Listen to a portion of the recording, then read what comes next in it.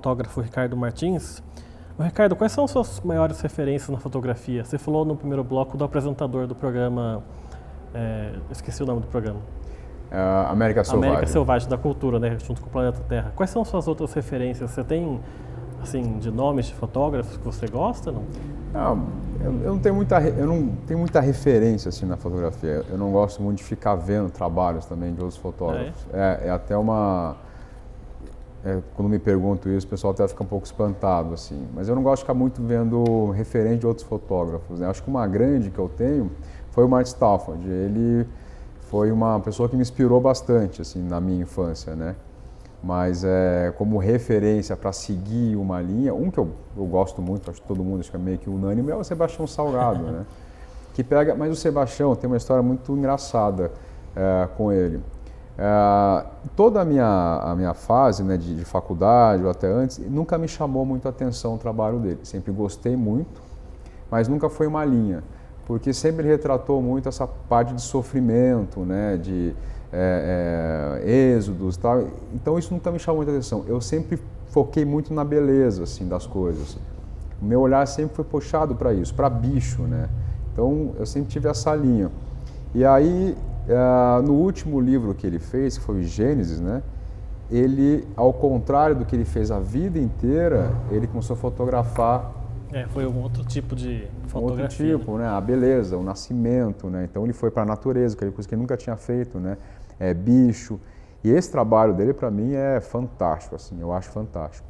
E aí ele deu uma entrevista que ele falou até, né? Ele falou, olha, eu achei que eu estava doente, eu fui no médico, e aí ele fez todos os exames que tinham feito em mim e falou, você não tem nada, você tá bom. O que está te deixando doente é você fotografar só miséria, só coisa ruim, né? Fome. O que está te deixando doente é isso.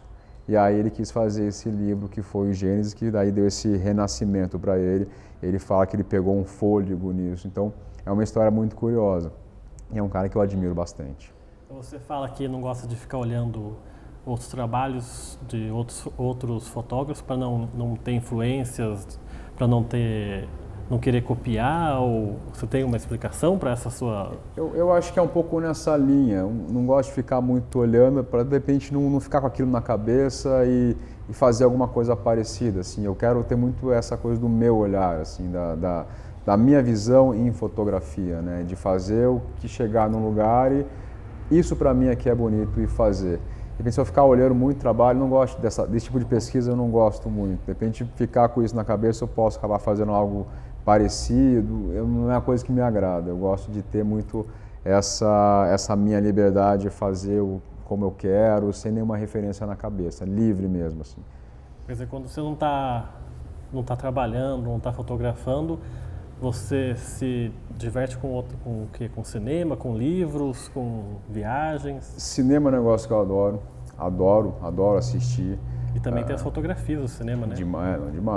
Isso é uma coisa, pode ser sim uma referência minha, assim. Cinema é um negócio que eu adoro assistir. Reparo muito na fotografia de cada filme, então é uma coisa que me ocupa um tempo grande, assim. Filme é uma coisa que me ocupa um tempo muito grande. Seriados também, eu assisto bastante, gosto muito disso. E aí a viagem, geralmente quando estou viajando, estou trabalhando. Quando eu viajo, mesmo quando eu não estou fazendo uma viagem para trabalho, não tenha dúvida que minha máquina vai estar junto, todo o meu equipamento vai estar junto e eu vou acabar fotografando. E você falou, a gente estava até falando antes da gravação, né, conversando sobre as suas viagens, e você falou que quando você vai viajar, você leva mais ou menos umas 7 malas só de equipamentos, né? Umas 7 malas, assim, pegando tudo de equipamento de fotografia, né, de computador, as roupas que eu preciso usar para poder chegar em bicho, então dá mais ou menos umas 7 malas. Eu chego no aeroporto ali com 7 malas e parece que tem uma família viajando comigo, só tem eu ali. Eu fiz uma viagem para Pantanal, que eu estava te contando até, e para despachar as malas ficou mais caro do que a minha passagem que eu estava pagando. Porque não tem outro jeito, né? Você tem que levar tudo certinho, porque se faltar alguma coisa, né? Você chega em determinado ponto, você não consegue trabalhar, né? Porque a viagem você faz para um lugar muito isolado, né? Essa do Pantanal, a gente foi para uma região que era em Ecolândia, né? Você chega em Campo Grande, são mais 6 horas cortando o Pantanal de 4x4, se acontece alguma coisa lá, não tem o que você fazer. Você não pode perder uma oportunidade dessa, né? Então, levo tudo, né? Levo o computador, levo os HDs externos para poder baixar as fotografias e liberar os cartões, até para ter esse cuidado de não perder a fotografia. Aconteceu uma vez na minha vida isso, que eu perdi as fotografias do cartão por um descuido meu, nunca mais aconteceu. Então já levo um outro HD para baixar as imagens e um outro HD para fazer uma cópia para não ter esse problema. Então você começa aí, é muito equipamento, é tripé, né? São lentes, é câmera, aí vai embora. E você lembra alguma situação mais ou perigosa ou curiosa que você tenha passado para tirar uma determinada foto, seja uma viagem, alguma outra situação? Olha, algumas coisas que aconteceram já comigo, assim, que me marcaram muito, foi com bicho, né? Com macaco. Tem um macaco que é o macaco muriqui, que é duas, eu vou contar duas, assim. O macaco muriqui, que ele tem 1,30 m, é a maior primata das Américas. E um dia eu estava no meio da floresta, fotografando esses macacos e consegui chegar neles. Era uma família de mais ou menos uns 18 macacos. E aí você tinha os adultos, né? Tinha lá adolescente, eu comecei a observar toda uma relação de família ali. E aí um deles, que era um adolescente, que eu sabia pelo tamanho dele, lá do alto ele ficava me olhando muito, eu estava em cima de uma pedra. E aí esse macaco desceu de uma... roupa específica ou não? Você estava com roupa normal? Eu estava com roupa camuflada. E aí ele desceu. E aí ele ficou atrás de um galho escondido, então ele só colocava os olhos dele para mim assim e me olhava. E brincou comigo. A hora que eu ia bater a foto dele, ele se escondia. Ele fez isso umas 4, 5 vezes. Né? Você vê, é uma relação de um homem com um ser selvagem ali, um macaco. E aí esse macaco subiu lá, de novo, a uns 40, 50 metros de altura. E aí lá de baixo eu brinquei, assim, que é um bicho difícil de você fotografar, está ameaçado de extinção, né? E aí eu brinquei com ele, eu falei assim... Nossa, eu quase bati uma foto sua, eu vim até aqui, mas já bateu uma foto sua, eu brinquei. E nessa esse macaco desceu da árvore de novo, ele chegou bem mais perto de mim, e aí ele não se escondeu mais, ele parou em um galho de árvore, ele sentou nesse galho, ele cruzou a perna, ele colocou o braço aqui atrás e ficou assim, a 10 metros de mim. Fez uma pose. Então. Fez uma pose, e eu fotografei, eu tenho essa fotografia. Então isso, para mim, na hora, foi uma emoção gigante, né? Um bicho ali inteira, foi uma interação, essa brincadeira dele com você foi uma interação muito grande. E uma outra foi recente até, que foi um cervo do Pantanal, que eu estava lá no Pantanal, no meio de um alagado. A gente estava num carro, né, grande, e aí a gente viu um cervo deitado, e esse bicho é muito arisco.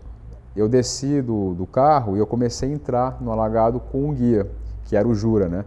Aí a gente entrou até mais ou menos a canela e começou a pegar no joelho. Aí o Jura ficou e eu continuei andando. Então eu cheguei no alagado assim com água na cintura. No alagado que eu falo é no meio do Pantanal, com jacaré, ali tem cobra, tem de tudo ali no meio.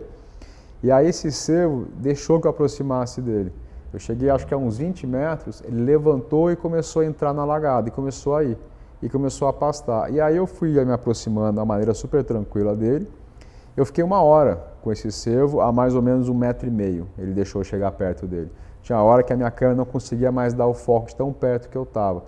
Eu cheguei muito perto. Durante 1h30 ele permitiu a minha aproximação dele e ele ficou andando, pastando. Ele comia, olhava para mim, comia de novo e eu fui acompanhando ela com água aqui, na barriga, assim, andando com ele. Isso daí é uma emoção assim que eu não consigo descrever para você. Assim, é um negócio absurdo. Essa relação com um bicho selvagem, deixar essa aproximação, é fantástico. Então, foram 2 situações que me marcaram bastante na minha vida. E para você tirar a foto que você quer, às vezes é preciso muita paciência, né? Você falou, demorou 1 hora junto com o cervo para poder tirar a foto perto. Tem que ter bastante paciência para poder esperar o momento certo, o momento que o animal se predispõe a tirar igual o macaco, né? Você falou. Não, uma das coisas principais desse tipo de fotografia é paciência. Se você não tiver paciência, você não vai conseguir fazer nada.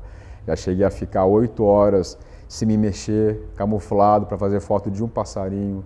Já cheguei a ficar 4 horas numa caverna de mais ou menos 60 centímetros de altura para fazer foto de um beija-flor chegando no ninho dele. Então, assim, a paciência é crucial nesse tipo de fotografia. E é uma coisa que tem que gostar muito, né? Então eu sou apaixonado por isso e não tenho problemas em ficar lá 2, 3, 4, 5, 10 horas atrás de um bicho. Então a paciência é muito importante. Não sou um tipo de fotógrafo que chega fotografando tudo e disparando a câmera. A minha fotografia ela é muito pensada, ela é muito tranquila, muito calma, né? As pessoas acham que eu tenho um banco de imagem gigantesco, não é tão grande assim por conta disso. Eu tento registrar realmente aquele momento que está me passando emoção na fotografia.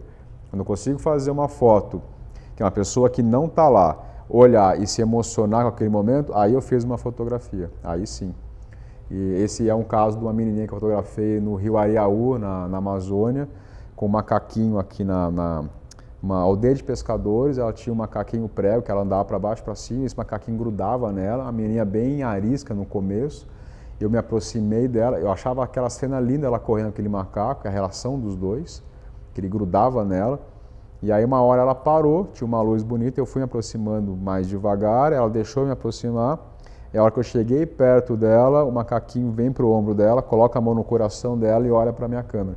E aí eu fiz essa foto. É uma foto que me marcou muito também, assim. As pessoas que olham essa foto se emocionam. Então isso é fotografia.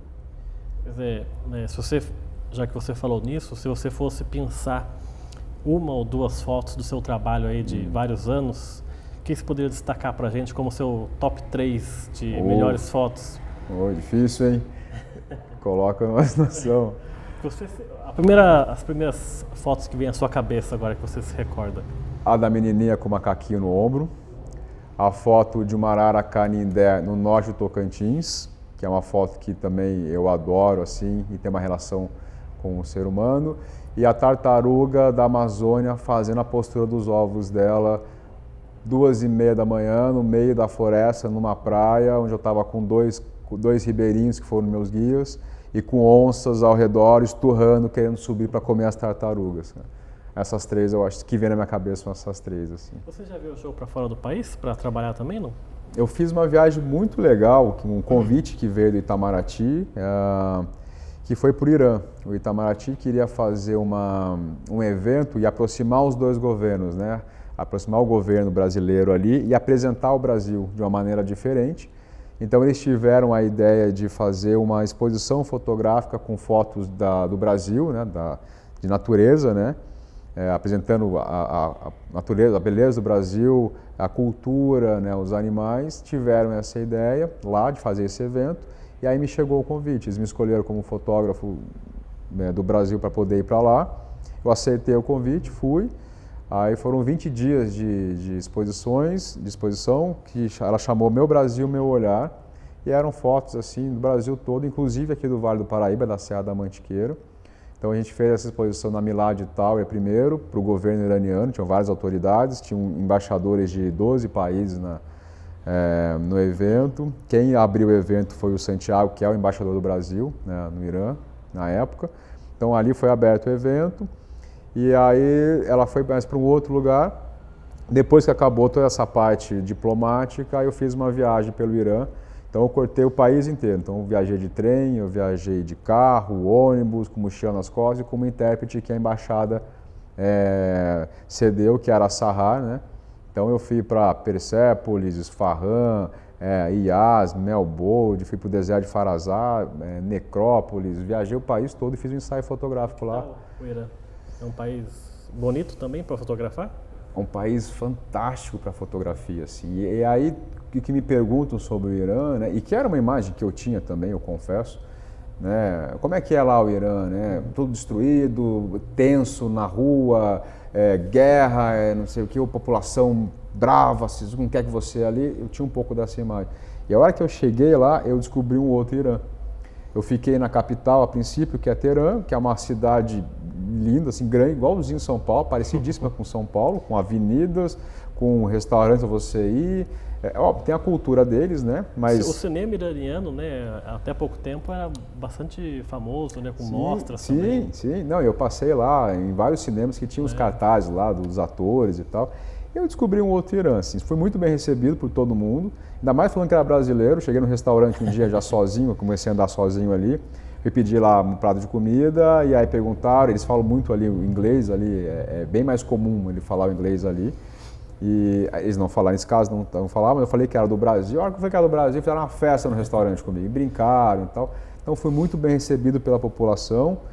Vi um país bonito, né, com hospitais que funcionam público. Eu tive um acidente lá numa montanha, no Monte Tochal, que eu fiquei com a perna inteira paralisada durante uns 8 meses, assim, travada. E aí me levaram para esse hospital, que era um hospital público, e na minha cabeça eu falei, putz, hospital público aqui, como é que vai ser? E cheguei lá, fui atendido em 10 minutos, o médico foi super atencioso comigo, saí de lá já com remédio, contato, o que me surpreendeu também, assim. Então descobri um outro Irã. E um país lindíssimo para você fotografar, para você ver, e um povo muito receptivo. Eu fui para Isfahan, que é uma cidade fantástica, e terminei a noite de Isfahan sentado com uma família, embaixo de uma ponte, que é um cartão postal deles ali, tomando um chá e fumando aquele narguilé, né, que eles têm ali, e 3 mulheres super bonitas, assim, com aquelas roupas e tal, e super receptivos comigo, assim. Foi fantástico. Tá certo. Daqui a pouco, então, a gente volta com o terceiro e último bloco do programa Gente em Destaque. Até já!